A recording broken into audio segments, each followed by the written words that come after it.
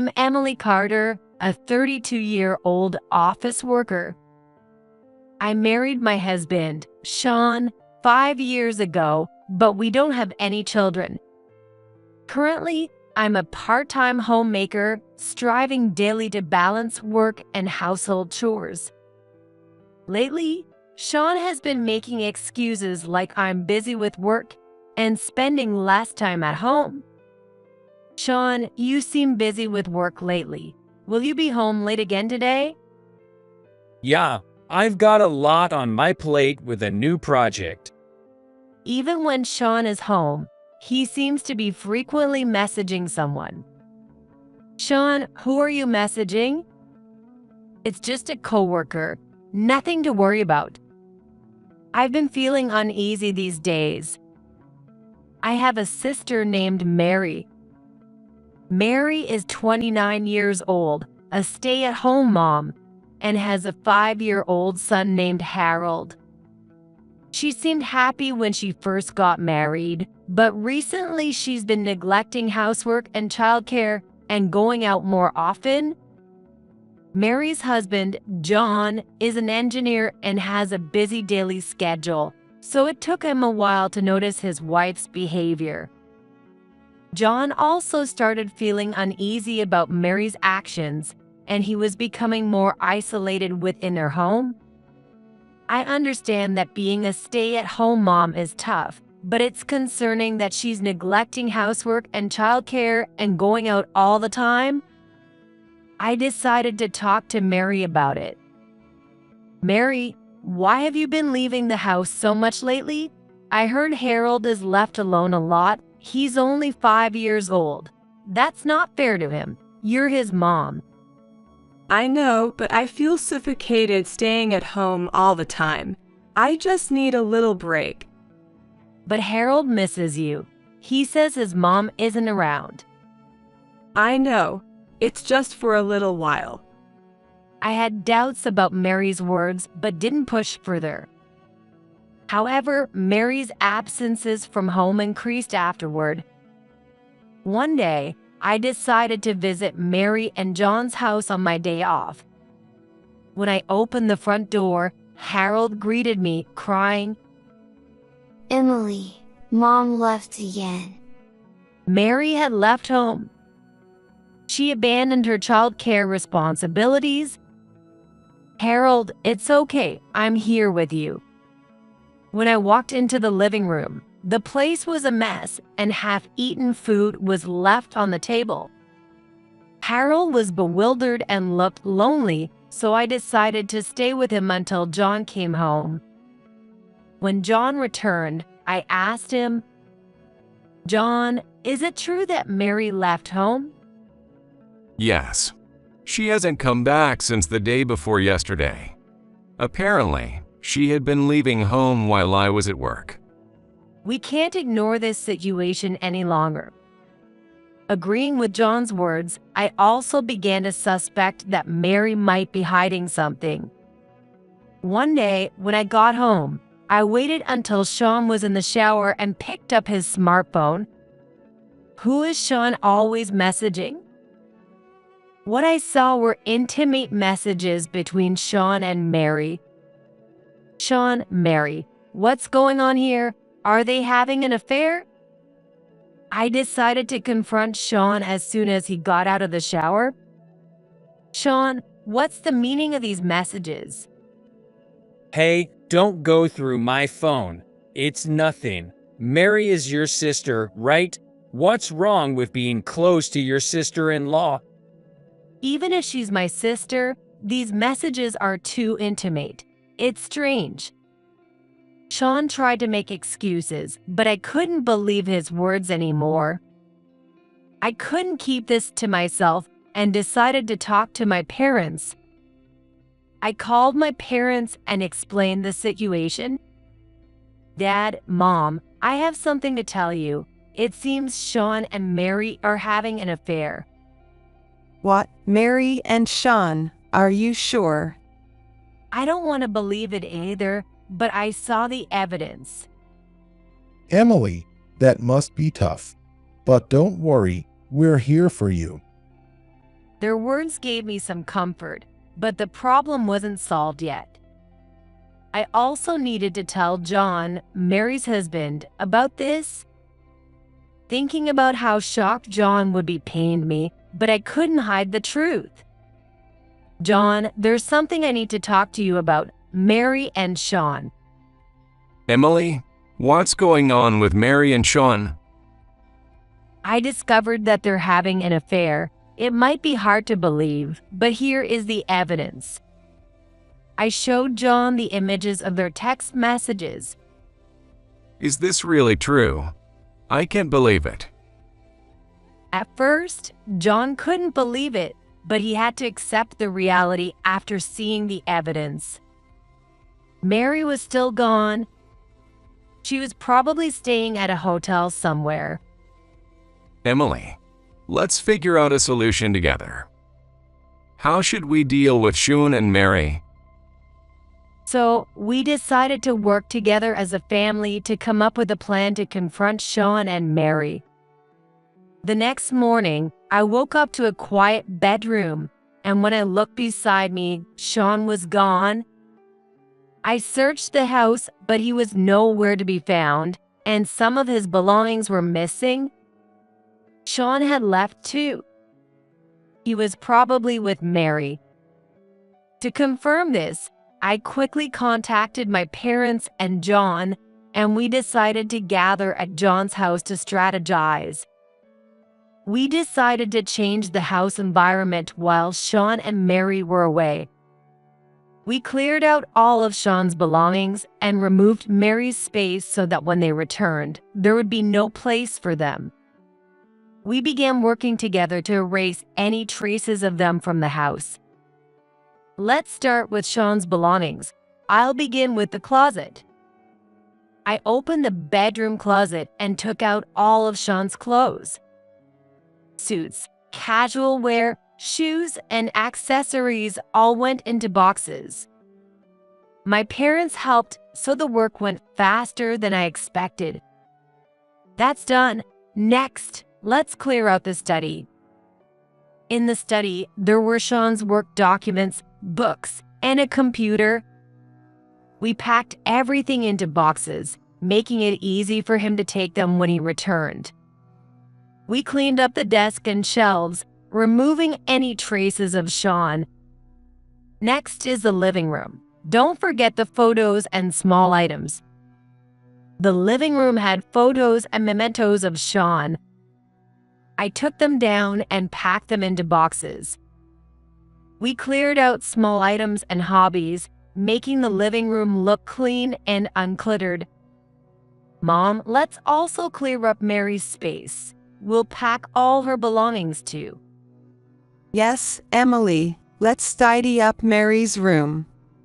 Together with my mom, we went to Mary's room and packed her clothes, cosmetics, books, and small items into boxes. We cleaned up her space, erasing any trace of Mary. We even rearranged the furniture so it would feel different when she returned. John, let's leave Harold's room as it is. He needs a place where he feels secure. You're right, Emily. Harold is innocent in all this. Once we finished tidying up the house, it felt like a new place. We erased all traces of Sean and Mary, so when they returned, they would feel out of place. Now we're ready. I wonder how they'll react when they come back. Emily, this is going to feel good. We'll make them understand the consequences of their actions. Yes, Mom, but this is just the beginning. We'll keep a close eye on how they respond. We decided as a family to stick together and continue ignoring Sean and Mary. It was the first step towards reclaiming our peaceful lives. I contacted Sean's workplace to inform them that he had left and to inquire about his whereabouts. Emily, are you sure about this? Contacting his workplace is quite a risk. Dad, I've made up my mind. I need to know where Sean is. I called Sean's boss, told him that Sean had left home, and asked about his whereabouts. The boss was surprised but listened to me seriously. Sean has gone missing. I see. Sean has taken some time off. I don't know his exact location, but he mentioned taking a vacation. I understand. I'm sorry for any inconvenience. Please let me know if you hear anything. Although I didn't get specific information about Sean's location, I was somewhat relieved to know that he was on leave and not missing from work without notice. Emily, at least now we have some idea of Sean's movements, but we still need to find out exactly where he is. Yes, Mom, we need to find out where Sean and Mary are. That evening, I finally discovered where Sean and Mary were staying. A friend had seen them at a nearby hotel. Thanks to this crucial information, their whereabouts were finally revealed. Dad, Mom, John, I found out where Sean and Mary are staying. They're at a nearby hotel. I see. Finally, Emily. Now we can move to the next step. What's your plan? First, we'll continue ignoring them. We'll act as if they don't exist. Let's see how confused they get. That night, I mentally planned the next steps. We decided to continue ignoring Sean and Mary as a family. The next day, I went to work and tried to carry on with my daily routine. Even though Sean and Mary might return from the hotel, I made sure to act as usual. Our family was united in treating Sean and Mary as if they didn't exist. On the weekend evening, Sean came home. I heard the front door open, and my parents and I calmly faced the moment. I'm home. But I ignored Sean and acted as if nothing had happened. Sean was surprised and confused to see the house completely changed. What is this? All my stuff is gone. When Sean entered the living room, he was even more shocked. Emily, what is going on? All my things are gone. I continued eating my dinner calmly, ignoring Sean's words. My parents also ignored him and continued eating. Emily, listen to me. Meanwhile, Mary returned to John's house. When she opened the front door, she saw John and Harold watching TV in the living room. Mary stood there, shocked and confused. I'm home. However, John and Harold ignored her and continued watching the TV as if nothing had happened. John seemed to enjoy his time with Harold, completely ignoring Mary. Harold, too, focused on the TV with a blank expression. John, why is this happening? All my stuff is gone. John and Harold continued watching the TV, chatting happily without paying any attention to Mary's return. Harold, what did you do at kindergarten today? Today, I did some drawing, Dad. Sean and Mary stood stunned in their respective homes. Sean, standing in the living room, wore a look of confusion and bewilderment. But we decided to completely ignore him and continue with our daily lives. Emily, please listen to me. Hey, today's stir fry is really delicious. Yes, it is. Emily, your cooking is always the best. We pretended not to hear Sean's desperate voice and continued eating. Ignoring everything Sean said was unbearable for him. Why are you doing this, Emily? Meanwhile, Mary was getting the same treatment at John's house. Seeing John and Harold watching TV in the living room, Mary was filled with confusion and sadness. Why is this happening? Where's all my stuff? But John and Harold ignored her and continued talking about the TV show. Here's the drawing I did at kindergarten. Great job, Harold. I'd love to draw with you sometime. John, Harold, please listen to me.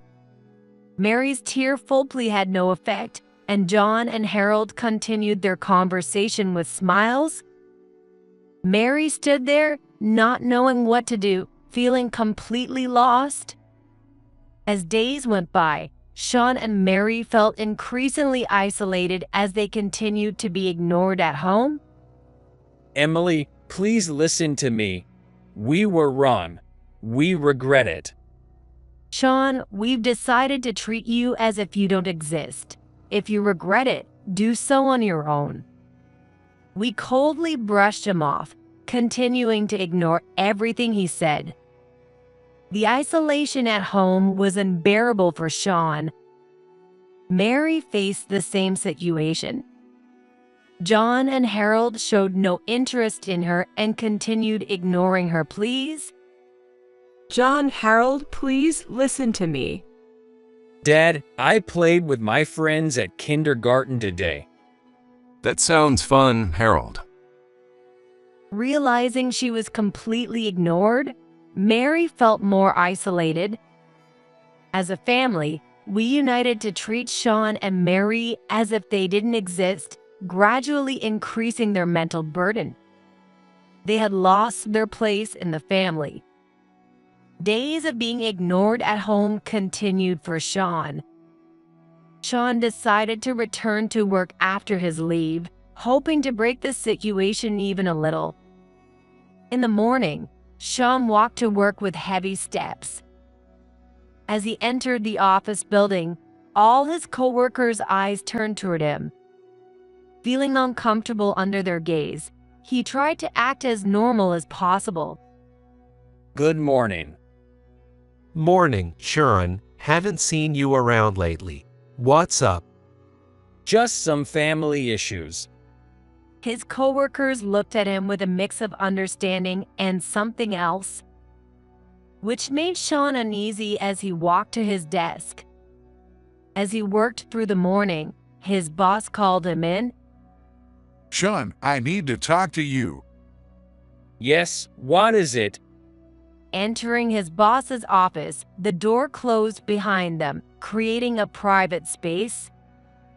Sean, what's going on? I got a call from your wife saying you left home.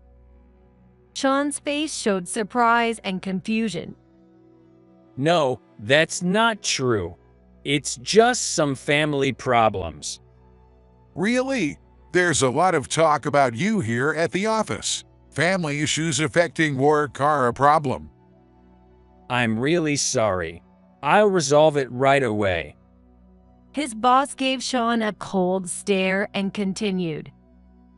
Until your family issues are resolved, it's better if you take some time off and focus on that. We can't have work being affected. But I can't just take time off. In your current state, your work will suffer. Take some time off, resolve your issues, and then come back. Sean couldn't argue with his boss's words and stood there in silence. Understood. I'll take the time off. Leaving his boss's office, Sean felt the eyes of his coworkers on him again as he returned to his desk. He could hear them whispering. Hey, do you think it's true? Seems like it. His wife called in after all. Sounds tough. Trying to endure the whispers, Sean started packing up his desk. A sense of isolation and anxiety swirled within him, pushing him to his mental limits. During lunch break, Sean decided to eat alone. As he looked for a seat in the cafeteria, he saw his coworkers gathered, chatting happily. But as soon as he approached, their laughter stopped, and they fell silent, staring at him. Can I sit here? Sure, go ahead. They awkwardly made room for him, but no one resumed the conversation. Sean ate his lunch in awkward silence and returned to work, but he couldn't focus on anything. In the evening, even after the end of the workday, Sean sat at his desk, just waiting for time to pass. He didn't want to go home, but he also had no place at work. The reality pushed him even further. Sean, go home and rest for today. His boss's cold voice came from behind, and Sean slowly stood up. Yes, understood. Sean left the office with heavy steps, tormented by feelings of loneliness and despair on his way home. Having lost his place both at home and at work, he had no idea what to do next. That night, Sean headed back to the hotel to meet up with Mary. I can't take this anymore. I don't know what to do either, but we have nowhere to go back to. Mary, unable to bear being ignored at home any longer, decided to return to work. Though she had been a stay-at-home mom, she decided to consult her former employer about reinstatement. Mary carefully got ready and headed to the company. When she arrived, she felt the eyes of her former co-workers on her. Mary, long time no see. What brings you here? I have some personal issues and would like to return to work. Her co-workers looked at her with understanding, but also something else in their expressions. Feeling their gazes, Mary headed to the HR department. She requested a meeting with the HR manager, who promptly attended to her. Mary, it's been a while. You want to return to work. What's going on? Nervously, Mary explained her situation. Actually, due to some family issues, I've been away from home for a while, but now I want to work again. I see, but I've heard some rumors. Seems like your family issues are significant. Mary's face showed surprise and confusion. Yes, there are problems at home, but they won't affect my work. However, there's quite a bit of talk about you in the company. Before approving your return, we'll need to look into the situation further. But I really want to work. I understand, but please be aware that this will take some time. The HR manager calmly concluded the conversation, prompting Mary to leave the office. Feeling unsatisfied, Mary left the HR office. As she walked through the company, she overheard the whispers of her former co-workers.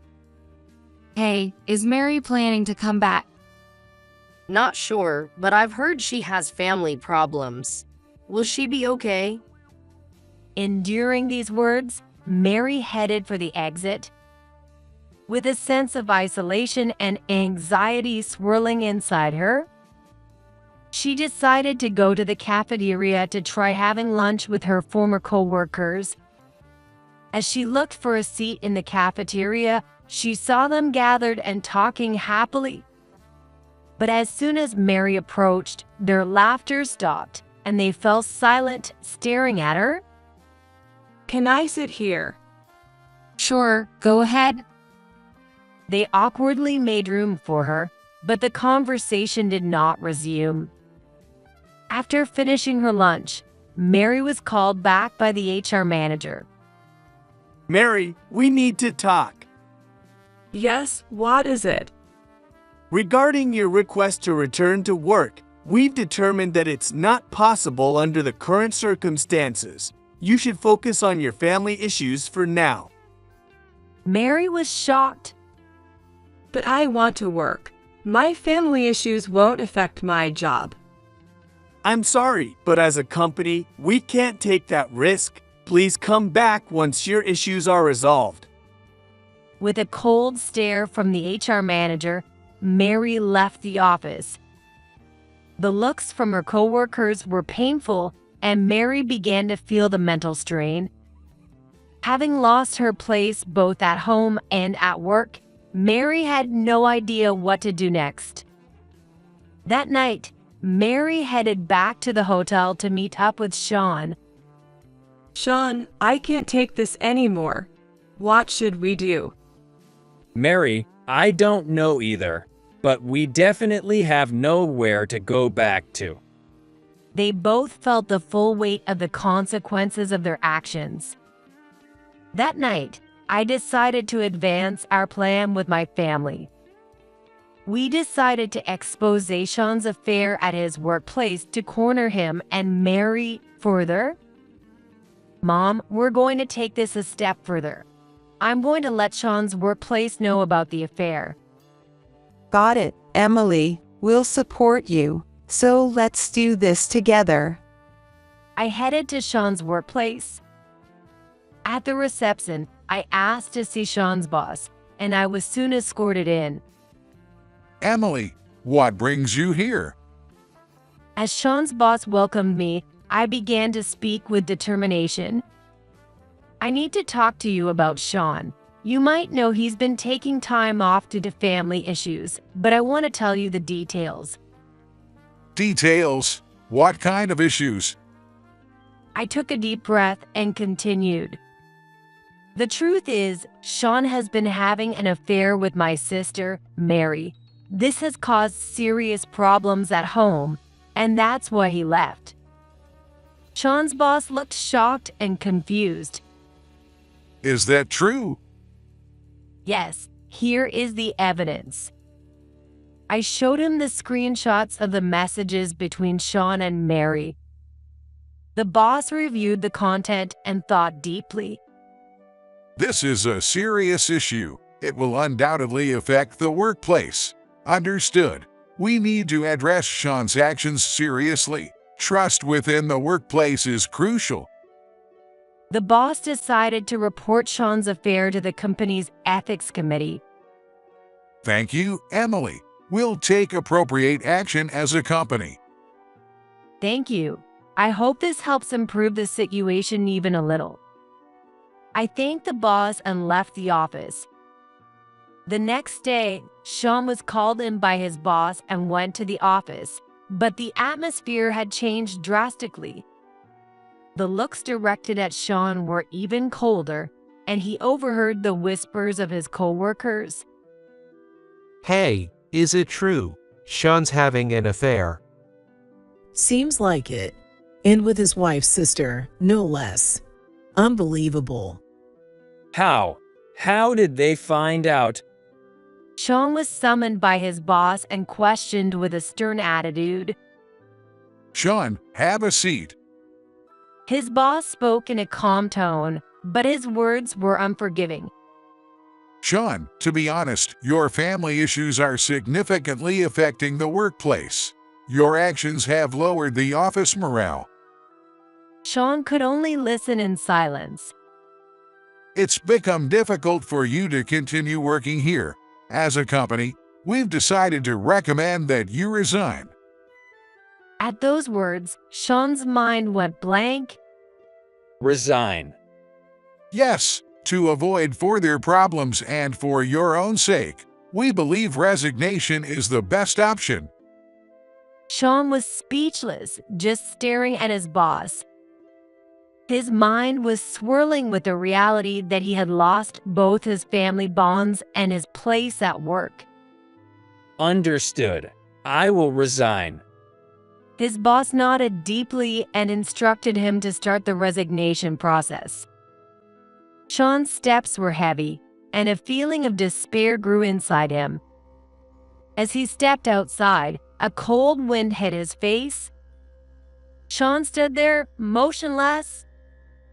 Meanwhile, Mary's abandonment of household chores and childcare had become known to those around her, and the attitudes of her friends and acquaintances changed drastically. Friends she had been close with started to distance themselves. Calls and messages from friends decreased, and Mary began to feel increasingly isolated.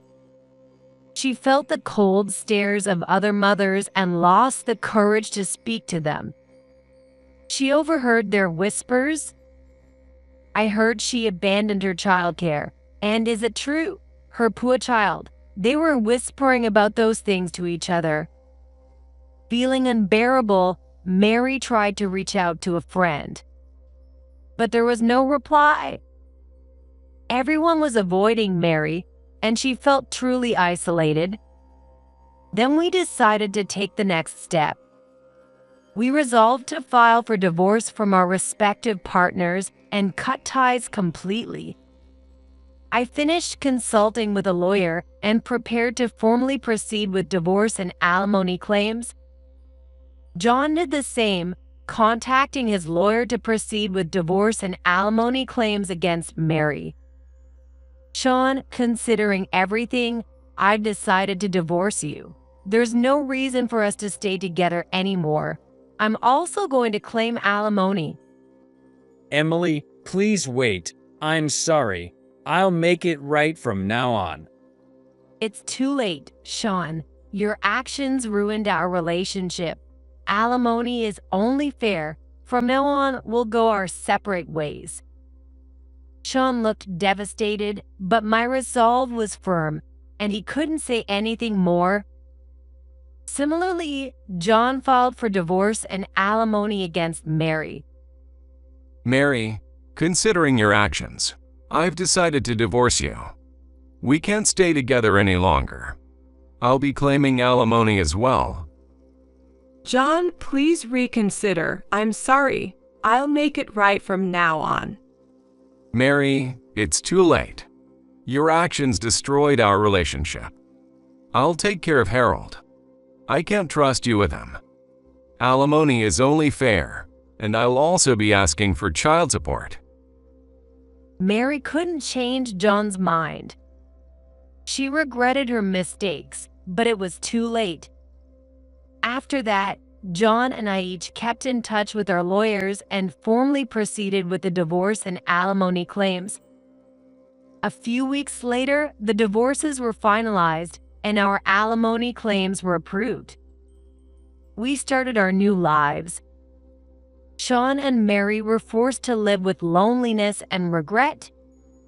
Without jobs and burdened with debts from alimony and child support, they faced days of working tirelessly. As for us, I began visiting John and Harold's home more frequently, and together, we slowly started to reclaim positive days. One day, we planned a picnic. John prepared sandwiches, and I made some treats for Harold. When we arrived at the park, we spread out a blanket on the spacious grass and laid out the food we brought. Harold ran around happily, and John and I felt our hearts warm at his innocent smile. Emily, thanks for the treats. They're so good, Harold said happily. After the picnic, Harold came up to me and quietly said, I wish you could be my mom, Emily. His words filled my heart, and tears welled up in my eyes. Thank you, Harold. John heard the exchange and said with a gentle smile, Emily, you're already like family to Harold. Let's keep spending time together. I deeply appreciated his words and firmly held John and Harold's hands.